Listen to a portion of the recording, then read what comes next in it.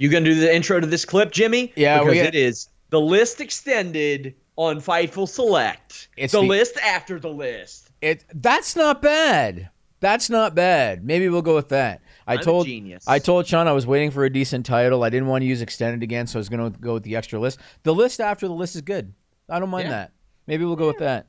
So let's start by talking about the draft, the WWE draft. I can't say that I'm a fan of this. They just did one after WrestleMania. I think they could have very easily just quietly stopped with the wild card and kept the rosters as they are. But there's rumors about a draft in October. Tell us about what you've heard.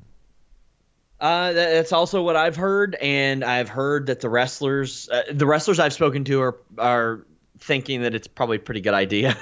Really? Honestly, yeah. The several that I've spoken to. No, that's not unanimous. Just the 3 that I've spoken to, and I think it's a good idea. I think they need to reestablish this. They bastardized it so bad. They did with the wild card that you got to reestablish. And what I would do, I would have Heyman and Bischoff do it, and then I would not have them on TV. Hardly at all. Unless Lesnar's there for Heyman. But You know what? That's a good idea. Now, one thing I was going to talk about in a minute with Bray Wyatt is I love that they're acknowledging online stuff in terms of Bray Wyatt this week. We'll get to it in a minute.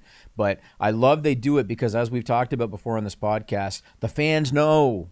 They're on the internet. They know what's going on. They know Heyman was hired to head up Raw. They know Bischoff was hired to head up SmackDown. I think it's brilliant to have them do the draft shot. I like it. In Raw Reunion, Bischoff even said, hey, maybe you can come visit SmackDown sometime. Right. I think he said that to Mike Kanellis or somebody backstage. Like that. Yes, he did. Yes, he did. So why Maria, not I just... think, maybe, yeah. One of the girls. Yeah, why? Yeah, it was Maria. Why not just have them and say, hey, he's representing Raw, he's representing SmackDown, they're running, they're going head-to-head.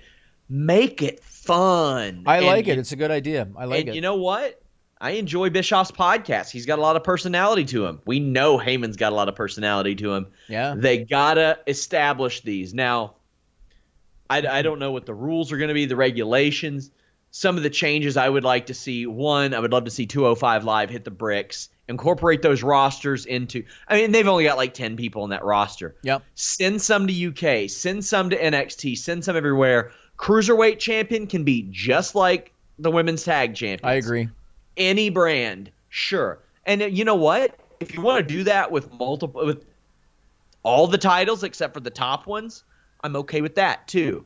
Leave the Universal and the World title on each brand as brand exclusive. That way they are your solo marquee talent. Yep. If you want to do a wild card that bad, make the person special, then make them be eligible for other brands. I would also be all for a trios title in lieu of the SmackDown tag titles. Then you can make the tag titles and the trios title do that too. That way you have ways, if you want to play this wild card horse shit, Jimmy, you have to make somebody special before you do it. That's just me. That's just me pitching. No, I agree with amalgamating some of the titles. I mean, I understand why the title exists. It's because they run 2 tours. Mm-hmm. And so they wanted to be able to have, a Universal title match and a Intercontinental title match on one tour, and then a WWE title match and a U.S. title match on the other, and separate SmackDown title, Raw, tag team titles, all of that. I get all of that. But at the same time, we've talked about how the live events are no longer a big moneymaker for them, and how they could probably just trim events from the schedule and maybe get it down to three shows a week or whatever. So it then makes it less necessary to have all these belts. So I agree. I mean, you think back to the day, Sean, back to, say, the 80s and into the 90s, I would remember who every Intercontinental champion was, who every WWF champion was, who every tag team champion was. Over the last 10, 15 years, for me, history is very muddled. Because there's been so many champions and so many titles, and I forget who won what and on what show, and it's just so convoluted now. I think that it would be smart to do that. And again, I really like the idea of Heyman and Bischoff doing it a draft. I found that when they did the last draft that they really, really kind of downplayed it. They announced a lot of the names in advance on the internet, and they didn't do as big of a draft. They would just have guys come to the ring for matches and say, oh, he's on the Raw brand now kind of thing. Back in the day, they made a big deal out of it. Who's number 1 overall? You know what I mean? And wasn't Ambrose like the number 1 pick? And it's like, okay, he got picked over like Reigns and Cena and all that. All right, cool. Right. And there was a point of pride and shame in where you got drafted. I think they got to make a big deal out of it.